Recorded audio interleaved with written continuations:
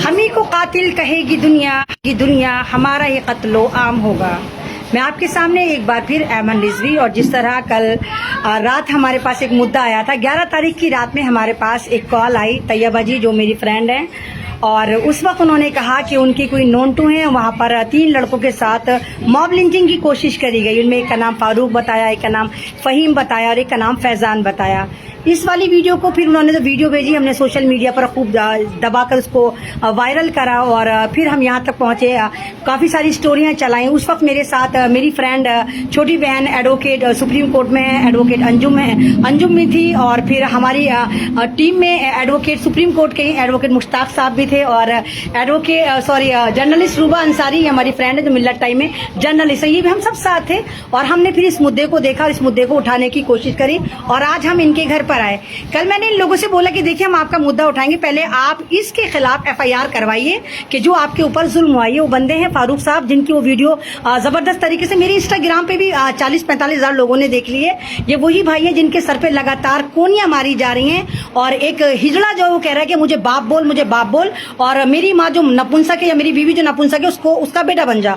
खूब दबा के इनको मारा जा रहा है और इन पर जुल्म करा जा रहा है। जब हमने कहा कि हम कानूनी कार्रवाई भी करेंगे, लेकिन हमें एफआईआर चाहिए, और हम इंशाल्लाह अपनी पूरी लीगल टीम देंगे, तो इन लोगों ने एफआईआर करवाई। और एफआईआर का इन्होंने जो हमें नंबर बताया, वो एफआईआर जब हमने आज निकलवाई, प्रिंट आउट निकलवाया, तो वहाँ मामला उल्टा था। वो एफआईआर इनकी नहीं थी, वो एफआईआर उन्हीं नफरती चिंटू हो गई थी, उन्हीं बजरंग दल वालों की थी जिन्होंने इनको मारा। मतलब ये देखिए कि इन लोगों को थाने में पूरा आश्वासन दिया गया। ये बहन थी जिन्होंने मुझे फोन करा और ये बड़ी तारीफ कर रही थी कि बहन दिल्ली पुलिस में बड़ा कोऑपरेट कर रही है, वो कह रही है हमारे साथ हैं, और एफआईआर हो गई है। और एफआईआर शायद 183 बताया आपने, 183 इन्होंने हमें एफआईआर नंबर बताया, और एफआईआर वो हमारे एडवोकेट मुश्ताक साहब आज आते हुए निकलवा कर लेकर आए। एडवोकेट मुश्ताक साहब हैं, एडवोकेट अंजुम साहिबा, ये लेकर आए। आज जब हम वो एफआईआर अलट पलट कर देख रहे थे, तो हमें ये लगा कि ये एफआईआर तो हमारी कहीं से भी नहीं, ये तो बजरंग दल वालों की है। उनकी तादाद 80 के करीब बताई जा रही है, 80 के करीब बजरंग दल वालों ने इनको घेर रखा था और इनको उठाकर लेके गए थे, और पूरा इनको गोली मारने की प्लानिंग थी कि गोली मारेंगे, और जबरदस्त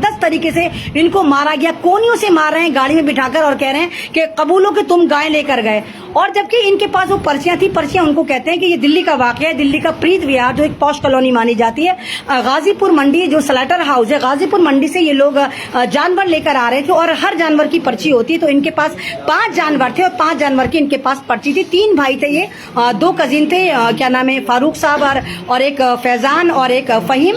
तो ये जो 80 लोग थे, यानी पहले से घाघ में थे, और उनको पता था कि हमारा कुछ नहीं बिगड़ना है। तो उन लोगों ने इनको घेरा, इनको घेरने के बाद अच्छे से तबीयत से मारा, और फारूक साहब को अपनी गाड़ी में बिठा के दूर कहीं ले गए, और लगातार मारते रहे, इस्लाम विरोधी नारे लगाते रहे, और कहते हम वही के देश के गद्दारों को, और वही जय श्री राम का जो एक आतंकी नारा बना दिया इन लोगों ने, कि श्री राम को इन्होंने बदनाम कर दिया और एक आतंकी नारा बना दिया। जय श्री राम का नारा लगवाते रहे और कहते रहे कि कहो तुम हमारे बेटे हो, हम तुम्हारे बाप हैं। तो ये जो हरकतें दिल्ली में, पहले दिल्ली में इस तरह की हरकतें नहीं होती थी भाई, गांव देहात में मॉब लिंचिंग हो गई, गांव देहात में मार दिया। दिल्ली जो कैपिटल है, और स्लैटर हाउस, गाजीपुर का स्लैटर हाउस बहुत बड़ा स्लैटर हाउस है, जहां पर सारे के सारे काम करते हैं। भाई जाहिर सी बात है, जो जितनी भी कुरैशी बिरादरी जो दुकानों पे लेकर आते हैं, जो रिटेल में गोश्त बेचते हैं, वो स्लैटर हाउस में जाते हैं, गाजीपुर से जाके गोश्त लेकर आते हैं, फिर वो अपनी दुकानों पर आकर उसके छोटे छोटे पीसेस बनाकर उसको बेचते हैं। तो इनके साथ इतना जबरदस्त मामला हुआ। ये मामला 9 जुलाई का है, 9 जुलाई से लेकर आज 13 जुलाई हो गया। 13 जुलाई से इन्हें कोई इंसाफ नहीं मिला, ना कोई इस इलाके का। ब्रह्मपुरी में के रहने वाले हैं, सिलमपुर, ब्रह्मपुरी, गौतमपुरी का जो नाम आपने सुना होगा, यहाँ पर आम आदमी पार्टी के विधायक भी हैं, और लेकिन कोई इनको कहीं से कोई कंसेशन नहीं, कोई विधायक साहब नहीं आए, कोई लोकल लोग नहीं आए, कोई इस न्यूज को न्यूज नहीं बनाया। बहुत सारी जगह मिल्लत टाइम के इंस्टाग्राम पर, मिल्लत टाइम के ट्विटर पर ये न्यूज ब्रेक करी गई। रूबा अंसारी का बहुत बहुत शुक्रिया कि उन्होंने इस न्यूज को बहुत सीरियसली लिया और आज हमारे साथ यहाँ तक आई और इसको ब्रेक करा। 2 स्टोरियां मिल्लत टाइम पे हो जाएंगी, एक कल आई और एक कल चल चुकी है। इतना जबरदस्त ये मुद्दा वायरल हो गया, उसके बावजूद ये पुलिस वाले इनसे झूठ बोल रहे हैं, क्योंकि ये लोग पढ़े लिखे नहीं है। इसलिए कहते हैं कि बच्चों को पढ़ा लिखा होना बड़ा जरूरी होता है। मतलब ये लोग बेचारे अपने दुश्मनों की एफआईआर को ले लेके खुश हो रहे हैं, हमारी एफआईआर लिखी पुलिस वालों ने, उनकी एफआईआर उठाई फिर रहे कि हमारी एफआईआर है। तो इससे बड़ी ज्यादती नहीं हो सकती कि आप अगर कोई पढ़ा लिखा नहीं, और पुलिस वालों ने देखे कि इनके साथ कितनी ज्यादती करी, इनके मोबाइल भी जमा कर लिए, इनकी वो रसीदें जो ये गाजीपुर से लेकर आए थे वो भी जमा कर ली कि इन रसीदों के बिहार पर हम तुम्हें जमानत देते हैं, यानी इनको जमानत भी रसीदों के बिहार पर दी गई। तो ये बहुत बड़ी एक तरह से साजिश है, ये मुसलमानों के खिलाफ साजिश है, जो साजिश पूरे हिंदुस्तान के गांव देहातों में घूमती हुई अब शहर में, दिल्ली कैपिटल में आगे मुसलमानों के साथ जिस तरह यहाँ पर एक सोतेला व्यवहार हो रहा है और तमाम लोग खामोश हैं, तो इस तरह नहीं होना चाहिए। मुसलमान बड़ी बड़ी तंजीमों को आगे आना चाहिए, बड़े बड़े पत्रकारों को आगे आना चाहिए और पुलिस महकमे को पूरी ईमानदारी के साथ काम करना चाहिए। क्योंकि देखिए भाई, आप तमाम लोग जो है खाकी वर्दी आप जब ही पहनते हैं जब आप संविधान की कसम लेते और आप कहते हैं कि भारत के दबे कुचले मासूम मजलूमों की आप मदद करने के लिए हमेशा तैयार रहेंगे, लेकिन कसम खा के तो बिल्कुल उल्टा हो जाता है। आप हमेशा लुच्चे, लफंगे, बलात्कारियों, चोर, लुच्चों के साथ खड़े रहते हैं, उनसे पैसा खा के आप मामला सेटल करते हैं। तो इस तरह नहीं होगा। ये वाला मामला एक इंटरनेशनल लेवल पे जा चुका है और हमारी लीगल टीम इंशाल्लाह इसको पूरा लड़ेगी। और जब तक इनको इंसाफ नहीं मिल जाता, ये फारूक साहब हैं, बहुत ज्यादा इनको मारा है, 2 इनके भाई हैं, ये बहन है जिन्होंने हमसे कांटेक्ट किया, ये इनका पूरा परिवार है जो एक उम्मीद के साथ हमारी तरफ देख रहा है कि शायद हो सकता है हम लोग और हमारी लीगल टीम और जो पत्रकार हमारे साथ हैं वो इंसाफ दें। और हमारे साथ एडवोकेट मुश्ताक साहब हैं। मुश्ताक साहब, आप बताइए कि आपको क्या लगता है, ये ऐसा नहीं लगा हमारे साथ ठगी हो गई? जिस FIR को हम अपना समझ के यहाँ पर आए तो वो FIR तो हमारी है ही नहीं। देखिए, पहली बात तो ये लोग लॉफुली और लीगली जा रहे थे। ट्रांसपोर्टेशन ऑफ द एनिमल का ट्रांसपोर्टेशन करना इलीगल नहीं है, हिंदुस्तान में लीगल है। उसके लिए लाइसेंस इशू करती है गवर्नमेंट स्लाटर हाउस को, स्लाटर हाउस उसमें काम करता है, उसका ट्रांसपोर्टेशन होता है, स्लाटर हाउस उसकी पर्ची देता है। वो पर्ची लेके ये जा रहे थे, जिसको इन्होंने IO को हैंडओवर किया। इन्होंने कोई गलत नहीं किया है, लेकिन इनके साथ ठगी ये हुई है कि इनकी FIR इनके अगेंस्ट में है। जो ये समझ रहे हैं कि ये इनकी FIR है, वो इनकी FIR है ही नहीं है, वो FIR इनके अगेंस्ट में है। और अगेंस्ट में पुलिस वालों ने ये लिखा है, तथ्य जो लिखा है, फैक्ट जो लिखा है कि 5 भैंसे ये ले जा रहे थे जिनकी गर्दन कटी हुई थी और उसको पुलिस वालों ने लोगों से बचाते हुए हेड कांस्टेबल राम सिंह ने उनको बचाते हुए, मतलब गर्दन जोड़ के जिंदा कर दिया उन्होंने। वो ये लिखे हैं कि हम इनको गाजीपुर ले गए हैं, गाजीपुर वहां हमने डॉक्टर को चेक कराया है, वो जितनी भैंसें थी मरी हुई थी और उसके बाद हमने उसको डिस्पोज कराया है। डिस्पोज करा के हमने इनके खिलाफ FIR की है। वो FIR जो ये समझ रहे हैं कि इनके फेवर में है, मतलब फेवर में नहीं है, लेकिन इनके फेवर में नहीं है, इनके अगेंस्ट में है। जो नंबर इन्होंने हमें दिया था कि ये मेरी FIR है, ये IO ने मुझे नंबर दिया, ये मेरी FIR है, IO कह रहे हैं कॉपी दे देंगे। हमने उसकी कॉपी वेबसाइट से, जो दिल्ली पुलिस की वेबसाइट है, उससे डाउनलोड किया तो देखा कि इनके अगेंस्ट में वो FIR हुई है। अब आप क्या करेंगे? मतलब आप कुछ मदद करेंगे, लीगल कुछ लेंगे इस पे एक्शन? आप देखिए, इसमें 2, 3, 4 एक्शन लिए जा सकते हैं, स्टेप बाय स्टेप एक्शन लिए जा सकते हैं। अगर पुलिस FIR नहीं रजिस्टर्ड करती है तो 156(3) IPC के थ्रू इनके खिलाफ CRPC के वो जो है इनके एप्लीकेशन कोर्ट में जाएगी कि why police is not registering the FIR, police क्यों FIR नहीं रजिस्टर्ड कर रही है।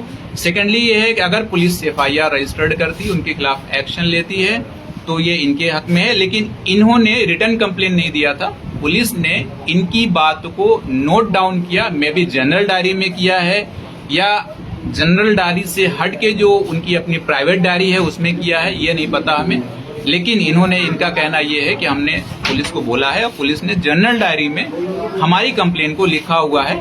तो हम IO से भी बात करेंगे और पूछेंगे उनसे कि क्या आपने जनरल डायरी में नोट किया है, फिर उस पर एक्शन क्या लिया है, NCR आपने किया है या FIR किया है, या किया है तो क्या है, उसको हम पुलिस से बात करेंगे। अच्छा एडवोकेट मुश्ताक, एक बात और बताइए, जैसे ये कह रहे हैं कि इनकी पर्चियों को छीन लिया पुलिस वालों ने, तो क्या पुलिस वालों के पास ये एक हक है या उनको इस तरह का पावर दी गई? अगर उन्होंने पर्चियां ली थी और कहा कि हम वो पर्चियां लेकर आपको जमानत दे रहे हैं, तो क्या पुलिस वालों के पास इस तरह का कोई मतलब इख्तियार गवर्नमेंट ने दे रखा है? और फिर इनको फोटोकॉपी भी नहीं दी कि उन पर्चियों पे इनको जमानत दे दी गई, इनके मोबाइल तक जमा कर लिए, क्योंकि पढ़ी लिखी फैमिली लगी, इनको नहीं पता ए का नाम बी क्या होता है और इनको नहीं लिखना आता था। पुलिस वालों ने कहा कि आप हमें बताइए, हम आपकी कंप्लेन लिख लेंगे।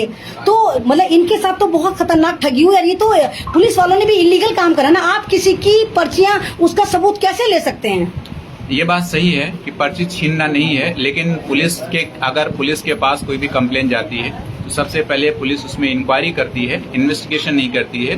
तो इंक्वायरी में अगर पुलिस ने इनसे कुछ मांगा है पर्ची और इन्होंने पर्ची दिया तो ठीक है। इनसे छीनना, पुलिस इनके पोजीशन में जो भी चीजें हैं, इनके पॉकेट में जो भी चीजें हैं जब तक कि इनके खिलाफ कोई कंप्लेन ना हो, पुलिस इनकी तलाशी नहीं ले सकती है, इनसे पर्ची नहीं छीन सकती है। अगर इस तरीके का पुलिस करती है तो इलीगल है, अनलॉफुल है। चलिए, शुक्रिया मुश्ताक साहब। रूबा अंसारी, आप कुछ कहेंगी? आपने भी माशाल्लाह इस मुद्दे को उठाया, हालांकि आप मेरी बहुत अच्छी दोस्त हैं, प्यारी सी बहन है, लेकिन एज ए जर्नलिस्ट आपने इसे बहुत अच्छे से उठाया। आप इसे किस तरह देखती हैं रूबा की जिस तरह के हादसे चल रहे हैं? बैक टू बैक आप भी बहुत सारे सेमिनार्स अटेंड करती हैं और रिपोर्ट करती हैं, मतलब आपको क्या लगता है कि इसके पीछे ऐसा कौन सा वाकया या ऐसे कौन से लोग हैं, कौन सी पावर है जो इस तरह के वाकया बैक टू बैक हमारे समाज में मुसलमानों के खिलाफ लगातार बढ़ रहे हैं? जैसे कि मैं कई स्टोरीज इस तरह की अभी मैंने की है पिछले कुछ दिनों में, तो मैं एक चीज कॉमन देख रही हूँ कि मुसलमान को सिर्फ उसकी आइडेंटिटी की वजह से टारगेट किया जा रहा है कि वो ये क्यों पहन रहे हैं, वो ये चीज क्यों खा रहे हैं। मतलब वो लोग, कुछ लोग हैं, कुछ ऐसे कट्टर लोग हैं जो चाहते ही नहीं है कि जो हमारी आजादी है धर्म का पालन करने की, खाने पीने की, वो चाहते हैं कि ये हमसे छीन ली जाए। वो चाहते हैं जिस तरह वो चाह रहे हैं हम उस तरह से चलें। मतलब मुझे समझ में नहीं आता वो ऐसा क्यों रहे हैं। मतलब सिर्फ एक कम्युनिटी के साथ कि आप नमाज क्यों कैसे बाहर पढ़ ले रहे हो, उनके ऊपर टारगेट कर रहे हैं कि नमाज पढ़े तो इनको मारो, कांवड़ यात्रा निकालिए तो उसके लिए किसी हर तरह की परमिशन है, उनके लिए फूल भी बरसाए जाएंगे, हर तरह से होगा। और इनके ऊपर इल्जाम लगाया जाएगा कभी गौकशी की, कभी ये कि गौमांस लेके जा रहे थे, इनके घर में मतलब गौमांस पाया गया। बस सिर्फ शक दिला के उनको मारा जा रहा है, पीटा जा रहा है, और कुछ भी ऐसी अफवाह बनाई जा रही है कि इस अफवाह की वजह से हमने इनको पीट दिया और लोग मर भी जा रहे हैं, इतना मार रहे हैं कि ये मर भी जा रहे हैं। चलिए, शुक्रिया। और सुनिए, प्रशासन साथ भी नहीं दे रहा, ये भी देखिए, हमारा साथ नहीं दे रहा, प्रशासन साथ नहीं दे रहा है हमारा। चलिए, हमारे साथ एक थोड़ा सा बोलो, एडवोकेट अंजुम है और मेवात से आती है और एक ऐसे इलाके से आती है जहाँ पर एजुकेशन ना के बराबर है। लड़कियों में तो एजुकेशन है नहीं, उसके बावजूद अंजुम ने एडवोकेट अंजुम बनी और सुप्रीम कोर्ट में प्रैक्टिस कर रही है। अंजुम, आपको क्या लगता है, अगर मान ली सपोज आपके ऊपर धमकी आनी शुरू हो जाए तो आप पीछे हो जाओगे, आप भाग जाओगे? जी, जैसा कि आपको भी पता है, मुझे भी पता है, हिंदुस्तान एक डेमोक्रेटिक कंट्री है और उस देश में अगर ऐसे हालात हो रहे हैं जहाँ पे हिंदू मुस्लिम के नाम पे डिस्क्रिमिनेशन किया जा रहा है और एक आम आदमी अगर अपना कमा के, हलाल का कमा के, लीगली कमा के अपने घर को चला रहा है और वहाँ पे हम रिलीजन पे जाके हिंदू मुस्लिम करके उसका काम धंधा बंद कर रहे हैं और उसको मार पिटाई कर रहे हैं, तो हमारा देश किस दिशा में जा रहा है? कहाँ पे डेमोक्रेटिक ये खत्म होगा? हमारे संविधान को स्पॉइल किया जा रहा है। मतलब मुसलमानों के लिए नहीं है संविधान? मैं यही कहना चाह रही हूँ कि संविधान सभी के लिए है, पर यहाँ पे जो डिस्क्रिमिनेशन हो रहा है वो संविधान में नहीं है, वो हमारे ये लोग कर रहे हैं, वो जनता कर रही है, चाहे पॉलिटिकल हो, चाहे बजरंग दल वाले हों, और आए दिन नए नए चीजें आती रहती हैं, चाहे वो ये मॉब लिंचिंग हो या फिर कोई भी मुद्दा हो, ये रिलीजियस बेसिस पे आए जा रहे हैं, दिन पे दिन बढ़ते जा रहे हैं। तो इनको हमें कैसे रोक लगानी चाहिए? हम आगे बढ़ के तो रोक लगाएंगे, और अगर हम ऐसे ही डिस्क्रिमिनेट करते जाएंगे तो हमारा देश कौन सी दिशा में जाएगा? हमारा देश कल्चर के बेसिस पे, डाइवर्सिटी के बेसिस पे